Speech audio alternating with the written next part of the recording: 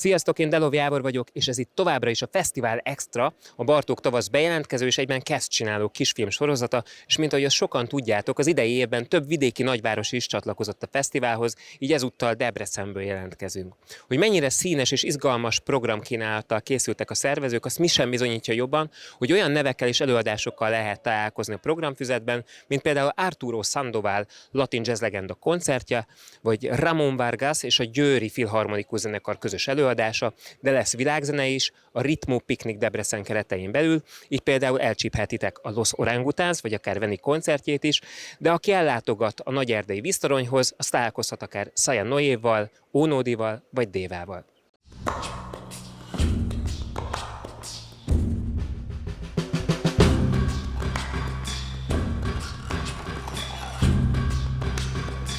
Ami miatt ma itt vagyunk, az nem más, mint hogy a MODEM külső homlokzati része sem maradhat ki a fesztivál pezsgésből, mivel lelógó köteleken perdül táncra a világ egyik legismertebb és leghíresebb csapata, a BANDALOOP, mely egyben bizonyítja, hogy a gravitáció, mint olyan nem lehet akadálya a művészetnek. Egy 90 fokkal elfordított színpadról beszélünk, ahol a fal, mint olyan pódiummá, az utca pedig nézőtérré fog válni. De hogy pontosan mire is számíthatunk, azt a művészeti vezetőtől tudhatjuk meg.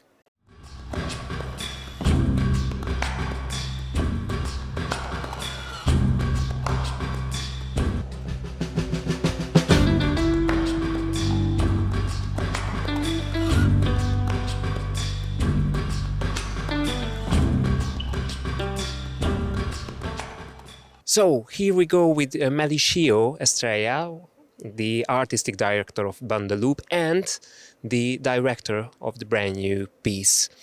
Hello, thank you very much for your time. Great to be here. Thank you. Melecio, please, could you tell those people, those Hungarians who haven't seen BANDALOOP yet, briefly the story of BANDALOOP? Yes, so BANDALOOP was founded in 1991, and so it's 30 years old. It's a mix of rock climbing and dancing. So our founder and director, Amelia Rudolph, she was director until 2 years ago when I became director. She was a dancer growing up in America, in Chicago. And then in the late 80s and early 90s, she started to climb. And she realized that the climbing was a dance and that dancing could be climbing. And so she decided to mix the two and ask the question, what happens when you mix climbing and dance? And today we're still asking that question. You asked the same question in your brand new performance. What's the basic story of the new performance? What are the roots of the performance? Yes, so the performance comes from a story of my grandmother, who actually was imprisoned and executed in World War II in the Philippines. During that imprisonment, she would crochet fabric with cotton thread. And because she couldn't get more thread, when she was finished, she would unravel and start again. And so it really brings to mind that fabric, the process of fabric making, is sometimes more important than the actual product, right? So we think about process and we think about repetition. We think about our grandmothers and our mothers who make us clothes and how special these family heirlooms are. And we also are thinking about the ecological impacts of the modern fashion industry and how much excess and how much waste and what it's doing to the planet and the environment. And on top of that, we're also thinking about garment workers and factory workers and people in Bangladesh, people in China who are making fabric right now, and what kind of labor rights there are.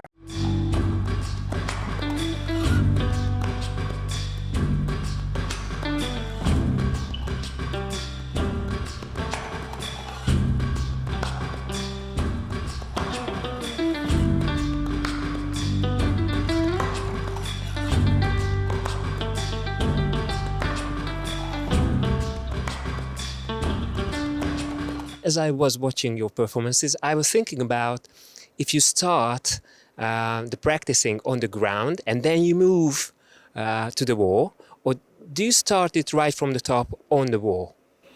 Yeah, all of our dancers are professional contemporary dancers on the ground first. So a lot of the work that we do starts on the ground. And actually for this piece for Loom, we we learned sewing techniques from a 9th generation Nigerian sewer who was our costume designer. He came to rehearsal and he taught all the dancers Nigerian sewing techniques. And we took these movements and helped use them in our choreography process. So in that way, we started in like a sewing workshop, and then we take that to the wall. But then sometimes we'll just come down the wall and start the dance there because it's a whole different physics, a whole different feeling of gravity there. And it's good to just create starting up there. So it's both. You did plenty of performances, of course, with the company, but what's new and what's the new challenge of this piece? The new challenge of this piece is that we're having speaking and singing from the wall, which we've done a little bit before, but we're really integrating the human voice, which to me as an artist is very important. I feel like there's an emotional resonance to the human voice and live music that is really important for this particular work. Yeah. Last but not least, as far as I know, you had more than 300 shows all over the world, different shows. You performed in 30 countries, but I'm sure there are still some dreams, some dream buildings. Which is the building which still inspires you and it would be so great to have and conquer in the future?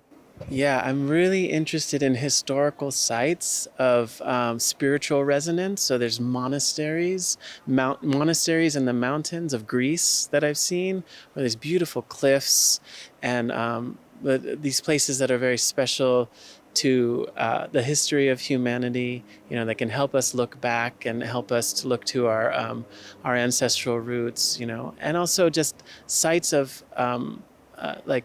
sites in cities that are in need of healing, or sites where something has happened, where we can bring art and bring our creativity to sort of redefine the site and create a new feeling in a site that may have trauma.